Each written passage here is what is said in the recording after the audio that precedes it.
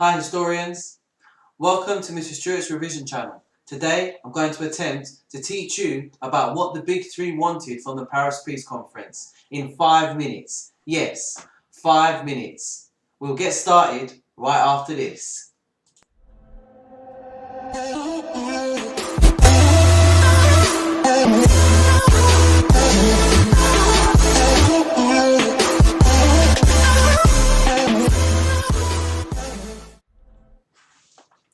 Okay, so we're back again. What we're going to do is we're going to set the timer. Let's start the timer.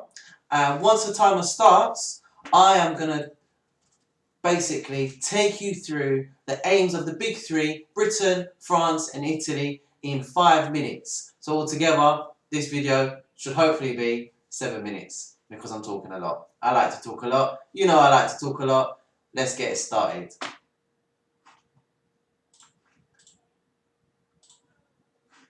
Five minutes and counting.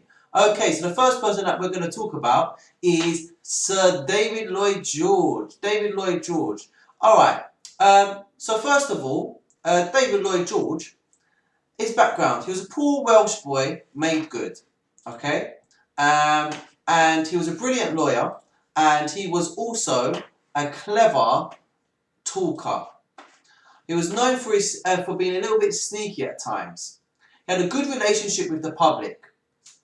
People in England liked what he stood for because he stood for making Britain strong and powerful. He spoke for the people. The British people, though, they wanted to punish Germany.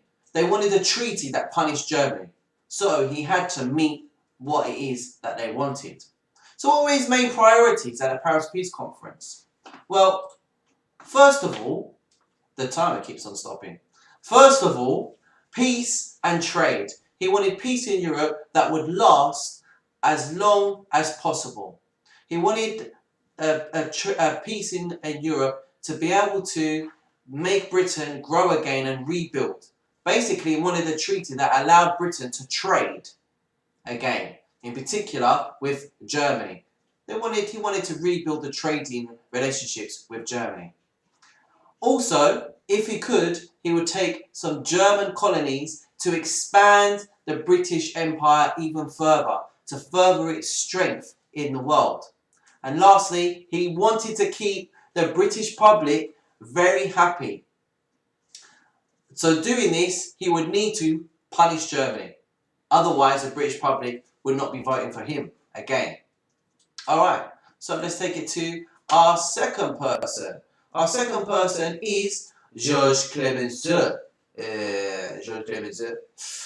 Or George Clemenceau. A little bit about his background. He was a journalist and he was also a politician since the 1870s. So he had a lot of understanding of how the world worked. His relationship with the people at home was a little bit tense. He was under a lot of pressure to make France safe from German attacks in the future.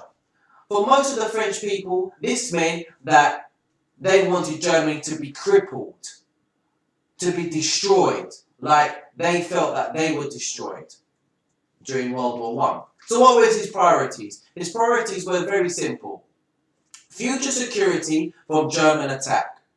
Also, compensation from Germany for all the damage caused, also known as reparations. France wanted Germany to pay for everything. France wanted Germans' armed forces to be removed.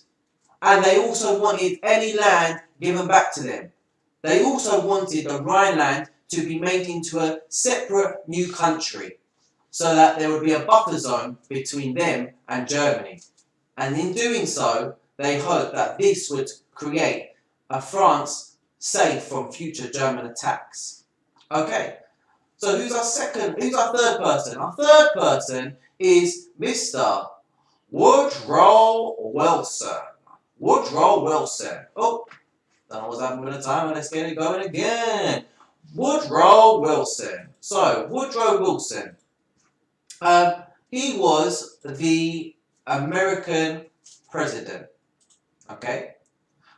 He was the American president, and he wasn't like the other two. He wanted basically more peace in Europe.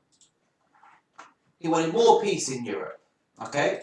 The timer keeps on pausing, I don't know why. Let's have a little bit about his background. He was a brilliant scholar from a highly respectable American family. A lot of people respected him for this. In America, back home, the public, they didn't want to be part of Europe's problems anymore. They wanted to be free of their problems. The American public generally, like a lot of members of the American government, wanted to be isolationist, which means separate from everybody else and focusing on their own affairs, in rebuilding and strengthening their own country, creating jobs for their own people, not spending their money on wars in Europe, on a separate continent. They couldn't understand what Woodrow Wilson was looking for, and he was looking for a world politics that America, the USA, was involved in, and where America, the USA, would be a leading beacon of light, a force for good. So what were his priorities at the Paris Peace Conference? So firstly, number one, he wanted to create peace in Europe that was fair. He wanted a treaty that was fair for all, in particular also fair for Germany, because he believed that although Germany should be punished, they should not be humiliated.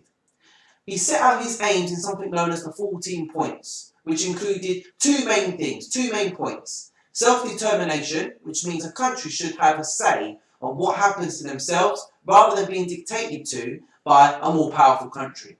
And the second point in his 14 points, the second most significant, is the League of Nations. Woodrow Wilson wanted an organisation that would stop any further conflicts from happening by settling disputes with diplomacy, which means talking, rather than going to war. He hoped that a League of Nations would stop all wars because diplomats representing their countries would discuss the issues that they had rather than just going to war, and the League of Nations would vote on what would happen. So, they are the big three. David Lloyd George, George Clemenceau, Woodrow Wilson. They had three different ideas of what they wanted from the Paris Peace Conference. Next video will be 5 minutes, just like that video. And I am Mr. Stewart. We're going to look at the Treaty of Versailles itself. Catch you in the next video. Stay safe. Peace.